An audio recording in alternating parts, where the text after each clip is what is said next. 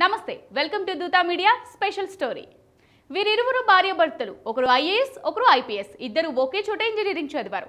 Indian institute of టెక్నాలజీలో ఖరగ్పూర్ అంటే తెలియని వారుండరు. ఒకరిది తెలంగాణ, మరొకరిది ఆంధ్రప్రదేశ్.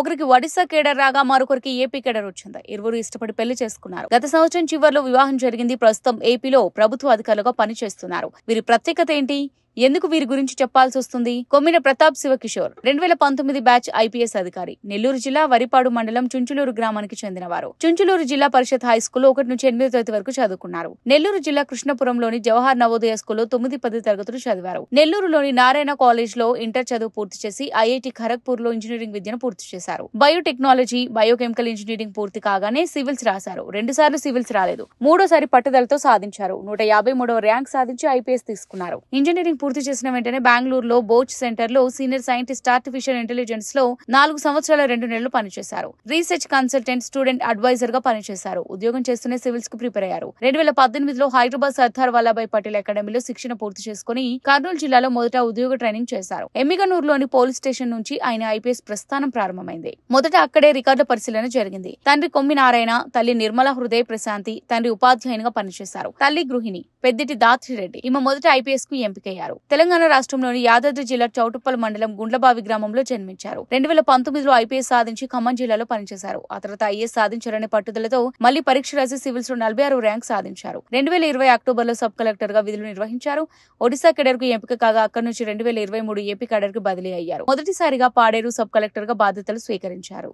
2001 నుంచి హైదరాబాద్ లోని జోసెఫ్ పబ్లిక్ స్కూల్లో చదివారు. 2009 నుంచి 11 వరకు ఎస్టీ ప్యాట్రిక్స్ జూనియర్ కాలేజ్ లో చదివారు. 2011 నుంచి 15 వరకు ఖరగ్పూర్ ఐఐటీలో ఇంజనీరింగ్ విద్యను పూర్తి చేశారు. 2021 జూన్ 19న తల్లి చనిపోయింది. 43 రోజుల పాటు కరోనా పోరాటం చేసి మృతి చెందారు. క్యాన్సర్ ను జయించినప్పటికీ కరోనాను మాత్రం ఎదుర్కోలేకపోయింది. తల్లి పేరు పి సుశీల, తండ్రి కృష్ణారెడ్డి. తల్లి ఆదర్శరాలైన దయ, సానుభూతితో తనలో ఉన్నట్టు పలుచోట్ల చెప్పారు. ఎందుకు వీరికి ఇంత క్రేజ్? పిఎస్ కిషోర్, పి దాత్రిరెడ్డిలు భార్యాభర్తలు. భర్త ఐపీఎస్, భార్య ఐఏఎస్. భార్య కూడా మొదట ఐపీఎస్ సాధించి తర్వాత ఐఏఎస్ అయ్యారు. ఇరువురు మొదట ఏపీలో అల్లూరి సీతారామరాజు జిల్లా అయిన పాడేరులో దాత్రి సబ్ కలెక్టర్ గా బాధ్యతలు స్వీకరించారు. చింతపల్లి ఏఎస్పీగా కిషోర్ బాధ్యతలు స్వీకరించారు. గత ప్రభుత్వంలో వీరు ఏజెన్సీ ఏరియాలో గొప్పగా పనిచేశారని పేరు సంపాదించారు. ఇరువురికి సేవ చేయాలనే ఆలోచన ఉంది. అప్పటికే వీరిరువురికి వివాహమైంది. భార్యాభర్తలు కావడం వల్ల ఎక్కడికైనా వెళ్లేందుకు వెనుకాడేవారు కాదు. చింతపల్లి, పాడేరు 2 పూర్తిగా ఏజెన్సీ ప్రాంతాలు. ఇక్కడ గిరిజనులు కేవలం అటవీ ఉత్పత్తులపై ఆధారపడి జీవిస్తుంటారు. అక్కడ పిల్లలకి ప్రతి ఒక్కరికి విద్య అందేలా వీరిద్దరు చర్యలు తీసుకున్నారు. పిల్లలను పాఠశాలకు తప్పనిసరిగా పంపించే విధంగా తల్లిదండ్రులను ఒప్పించడంలో సక్సెస్ అయ్యారు. ప్రభుత్వ వైద్యం సకాలంలో అందుతుందా లేదా అనే దానిపై నిత్యం తెలుసుకునేవారు. వైద్య సిబ్బందిపై ఏ చిన్న ఇబ్బంది ఉన్నా దాన్ని సరిదిద్దేవారు. దాత్రి చదువుకునే రోజుల్లోనే సేవా కార్యక్రమాలపై ఎక్కువగా దృష్టి పెట్టేవారు. 2016లో ఆమె ఆధ్వర్యంలో ఫీడ్ ఇండియా అనే ఎన్జీఓని స్థాపించారు. హైదరాబాద్ లోని హోటల్స్ లో మిగిలిపోయిన ఆహారాన్ని సేకరించి ఆహారం అందరి నిరుపేదలకు పంచేవారు. ఇలా స్వచ్ఛంద సంస్థల సహకారంతో కూడా ఏజెన్సీలోని గిరిజనుల బాగోగులు చూసేవారు. వీరిపై గిరిజనులు కూడా అంతే విధంగా అభిమానం పెంచుకున్నారు. ఇద్దరు సేవా దృక్పథాన్ని అలవర్చుకున్నవారే. ఇద్దరు గ్రామీణ ప్రాంతం నుంచి వచ్చిన నేపథ్యం ఉంది. ఆ మూలాలు మర్చిపోలేదు.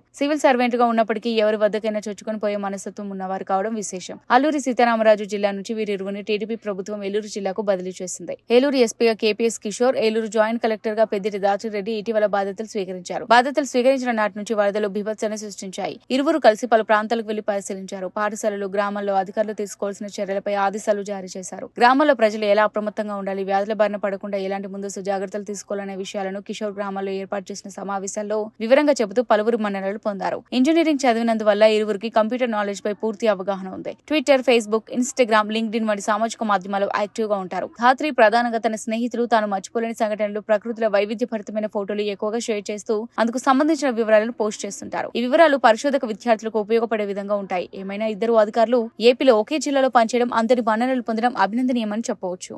ఇదే ఇవాల్టి special story. Keep watching Dootha media.